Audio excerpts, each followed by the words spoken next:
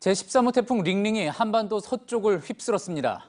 역대 태풍 중에 5번째로 강한 바람을 동반했는데 흑산도에선 순간 최대 풍속이 초속 54.4m, 시속으로 치면 무려 195km가 넘는 강풍이 불었습니다. 오늘 태풍으로 3명이 목숨을 잃었습니다. 인천에서 버스기사가 무너진 주차장 담벼락에 깔려 숨졌고 파주에선 60대 남성이 강풍으로 뜯긴 골프 연습장 지붕 패널에 맞아 사망했습니다. 오늘 첫 소식 김지성 기자입니다. 도로 위로 벽돌이 쏟아져 내렸습니다.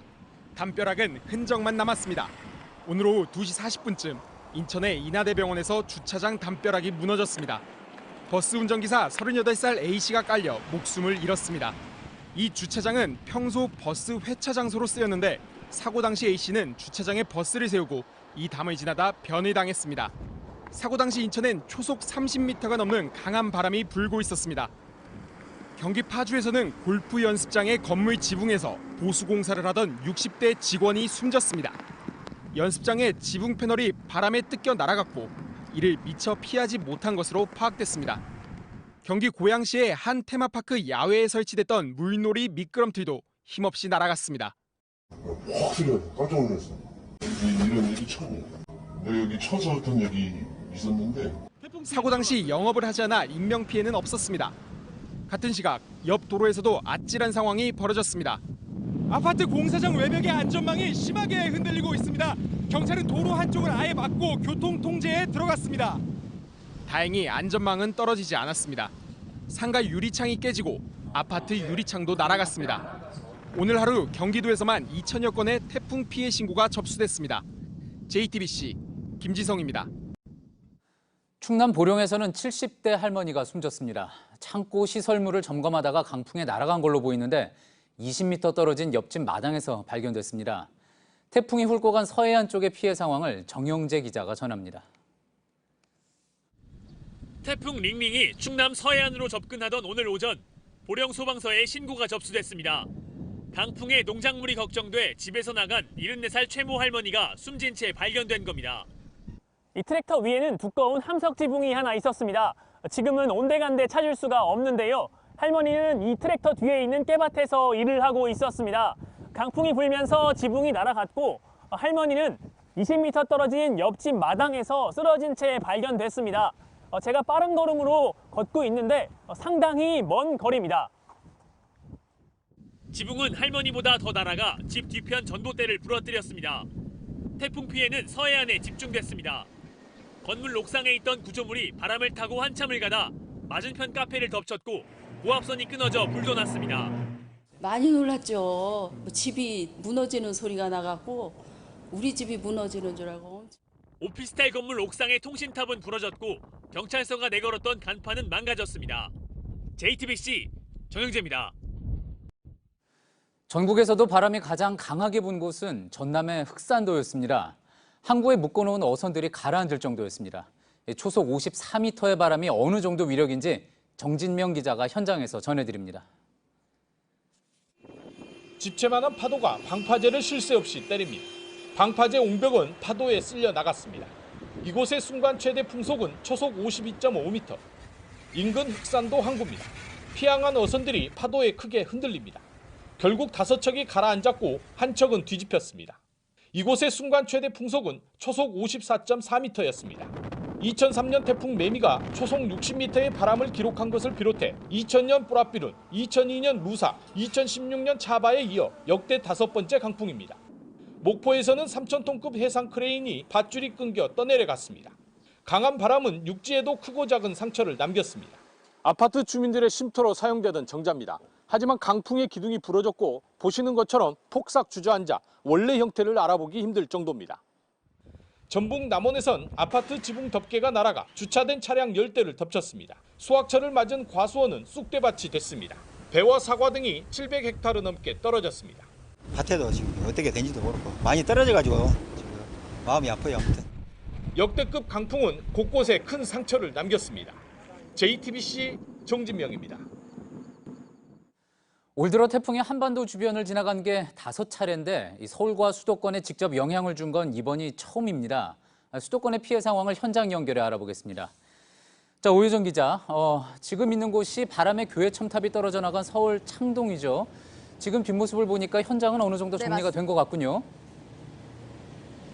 네, 맞습니다. 이곳 현장은 약 1시간 전쯤에 잔해물들이 정리가 됐습니다. 이곳을 보시면요. 이 첨탑에 있던 철판들이 잘라냈던 통신선들이 이제는 좀 복구가 된 모습입니다. 당시에 찌그러졌던 가로등은 아직 불이 켜지지는 않고 있습니다. 사고 직후 이 골목 전체가 혼란스러웠습니다. 서울 도봉구의 한 교회에선 강풍으로 첨탑이 이렇게 쓰러졌습니다. 다행히 인명피해는 없었지만 그대로 차량을 덮쳤고 또 전선도 함께 끊어내렸습니다. 지금 통신선이 끊어진 상태인데 이 역시 강풍 때문에 복구가 어려운 상황입니다. 네, 인명피해는 없었지만 이렇게 주변에 가게들이 있어서 하마터면 큰 피해로 이어질 뻔했습니다. 예, 낮에 찍어놓은 사고 현장의 모습을 보니 인명피해가 없었던 게 참 다행이었군요. 자, 지금 오 기자가 있는 곳이 서울 북부 지역 창동 아닙니까? 북부 지역에 태풍으로 인한 사고가 잇따랐다고 하죠. 네, 우선 이 사고는 오늘 낮 12시쯤 났습니다. 이번 태풍이 워낙에 강한 바람을 몰고 오다 보니까요. 서울이 태풍의 아주 위험한 반경에 들기 이전 시각에도 이런 사고가 났습니다. 태풍 링링은 오늘 낮 2시 반쯤 황해도에 착륙을 했습니다. 그런데 그 뒤에도 서울에선 크고 작은 사고가 잇따랐습니다. 이것도요, 불과 5분 정도 걸어서 5분 정도 거리에 있는 이 대형 식당에서 간판이 넘어지는 순간을 저희 취재진이 직접 목격하기도 했고요. 또 여기서 가까운 사거리에서는 신호등이 이 바람을 버티지 못하니까 중장비까지 동원이 돼서 밑에서 받쳐줘서 간신히 좀 버텼던 일도 있었습니다. 예. 그리고 그것뿐만이 아니라 유독 이번 태풍에 첨탑이 피해를 본 곳이 많다고 들었습니다. 어떻습니까? 네, 맞습니다. 이 철판이 떨어지거나 기울어진 사고들이 이어졌습니다. 첨탑이 가늘고 긴데다가 또 고정하는 볼트들이 헐거워지게 되면 좀 강한 바람을 버티기가 어렵습니다. 제가 아까 철거하는 모습을 좀 지켜봤는데요. 구조 자체가 이 철골물 위에 얇은 철판을 댄 구조라서 단단히 고정을 하지 않으면 좀 바람에 취약한 모습이었습니다. 제가 나온 현장에는 조금 전까지도 바람이 세차게 불었습니다. 오늘 밤까지 이런 구조물들 조심하셔야 할 것 같습니다. 소방방재청에 들어온 신고를 기준으로 해서요. 현재까지 서울에 2,000건이 훌쩍 넘는 피해가 발생했습니다. 예, 서울 창동의 사고 현장에서 오효정 기자였습니다. 태풍 링링의 위력은 도심에서 특히 강했습니다. 빽빽한 빌딩 사이를 지나면서 바람이 더 세진 건데요. 서울 강남에서는 20m짜리 가로수가 뿌리채 뽑혔고 또 커다란 간판이 쓰러져 주차된 차량을 덮쳤습니다. 현장을 박민규 기자가 다녀왔습니다. 테헤란로에 서 있던 가로수 하나는 부러져 버렸습니다. 지금은 이 나무를 전기톱을 이용해서 잘게 잘라내서 치우기 위한 작업이 진행 중인데요. 이 나무가 차도 쪽으로 쓰러지면서 한때 차량 통행에 지장이 생기기도 했습니다. 서울 잠실동과 대치동에서도 여러 그루의 가로수가 넘어졌습니다. 다친 사람은 없었지만 지나던 차량이 일부 파손됐습니다. 방배동에선 대형 철제 간판이 바람을 이기지 못하고 넘어졌고 주차된 차를 그대로 덮쳤습니다. 간판이 덮친 차량 앞부분이 찌그러졌습니다. 바로 옆 식당에서는 사람들이 점심을 먹고 있었는데 다행히 이곳을 지나는 사람은 없어 인명피해로 이어지진 않았습니다.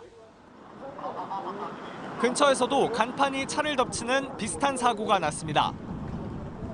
중심을 잃고 전깃줄에 가까스로 의지하고 있는 가로수도 보였습니다.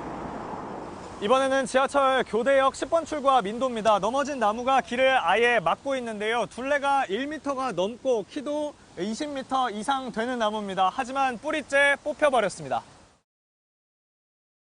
예, 바람이 부니까 그냥 넘어가더라고요. 근데 다행히 여기 사람이 지나가는 사람이 없었어요. 이 집에 기둥을 지금 때린 것 같아요.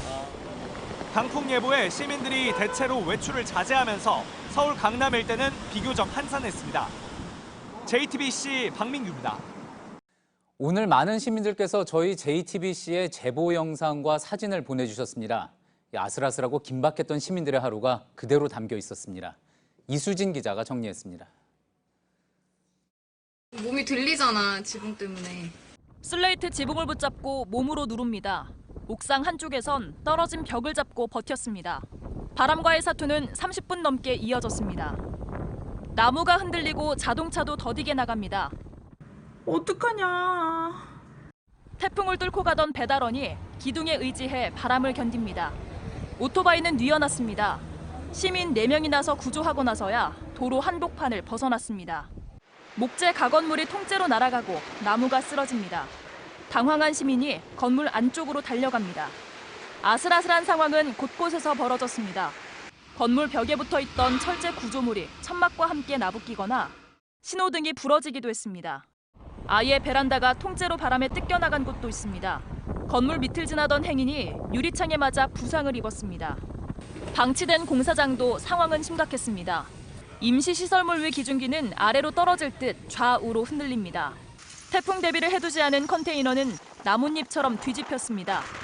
제자리를 잃은 슬레이트 지붕이 행인을 위협하고 줄기 꺾인 가로수가 자동차를 덮치기도 했습니다. 초속 30m가 넘는 태풍 링링의 위력은 JTBC 시청자들의 제보 영상으로 재확인됐습니다. JTBC 이수진입니다.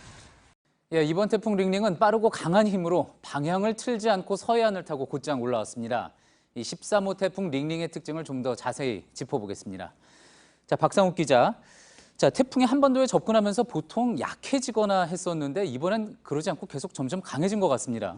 네, 먼저 태풍의 위력이 가장 셌던 시기를 한번 살펴볼 텐데요. 자, 지난 목요일 오후 3시부터 어제 새벽 3시 사이였습니다. 중심 풍속은 초속 47m에 달했습니다. 여기에 강도 강을 넘어서 매우 강인 상태는 만 하루나 이어졌습니다. 이후 제주에 영향을 미치기 시작한 어제 저녁부터 오늘 낮 북한 황해도에 상륙할 때까지 줄곧 강도 강한 세력을 유지했습니다. 이 강도만 놓고 보면 지난 2012년 태풍 볼라벤 때와 비슷한 수준입니다. 예, 바람은 이렇게 강했지만 그래도 다행히 비는 예상보다 그렇게 많이 내리진 않았습니다. 어떤 이유에서 그런 겁니까? 네, 태풍이 빨리 이동한 탓이 큽니다. 자, 어제부터 오늘까지 태풍의 이동 속도를 살펴볼 텐데요. 자, 어제 정오까지 시속 12km의 속도로 북상하던 태풍이 오늘 시속 40km 넘는 속도로 빠르게 움직였습니다. 이 태풍이 오래 머물수록 한 지역에 비가 많이 오게 되는데 이처럼 빠른 속도로 올라오면서 그러질 못한 겁니다. 또 태풍이 만든 상승 기류를 따라서 비구름이 더 커지거나 만들어지기도 하는데 이 역시 태풍이 빠르게 움직이면서 비구름이 모이는 것 자체도 어려웠습니다. 그렇군요. 지금도 바람이 꽤 불고 있습니다. 링링이 아직 한반도로 완전히 빠져나간 것도 아니고요. 자, 언제까지 강풍의 영향을 받게 될까요? 태풍은 이제 평양을 지나면서 시속 50km 넘는 속도로 빠르게 북한을 관통하고 있습니다. 내일 새벽까지는 강풍 반경이 250에서 280km에 달할 텐데요. 그러다 보니 여전히 수도권과 강원도는 영향권에 들어가 있는 상태입니다.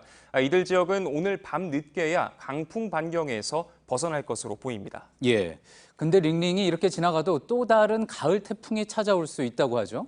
그렇습니다. 이번 태풍이 13호 태풍이었는데요.